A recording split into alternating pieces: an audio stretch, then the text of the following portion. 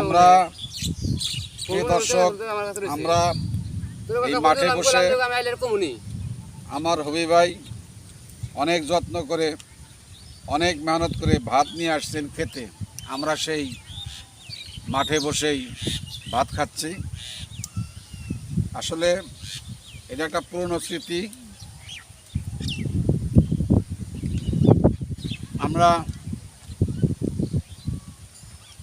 আমি ব্যক্তিগতভাবে বলি, আমি একজন কৃষকের ছেলে। আজকে বহুদিন পরে আমার বাচ্চা ছাড়া মাঠে কাজ করতেন,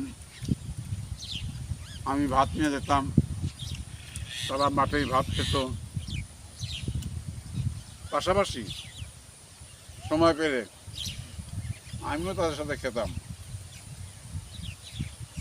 আজকে এই হোগড়া ইউনিয়নের কাশীনগর গ্রামে এসে হবি ভাইয়ের বাড়িতে না বসে এই বিস্তীর্ণ মাঠে বসে আমরা খাওয়া দাওয়া করছি।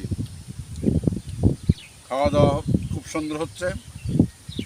এখানে মাছের তরকারি আছে, দেখুন দেখুন, পটল ভাজি, অত্যন্ত রাজকীয় খাবার বলা চলে। এটা এই রাজকীয় খাবার আমার ভাই আমার ভাবি তৈরি করেছেন। মাঠেই খাচ্ছি খুব আনন্দ সহকারে।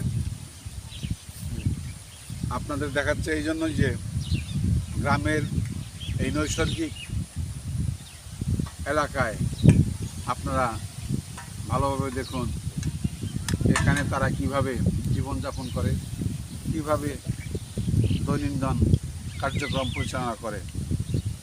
আমি আর বিশেষ কিছু বলবো না।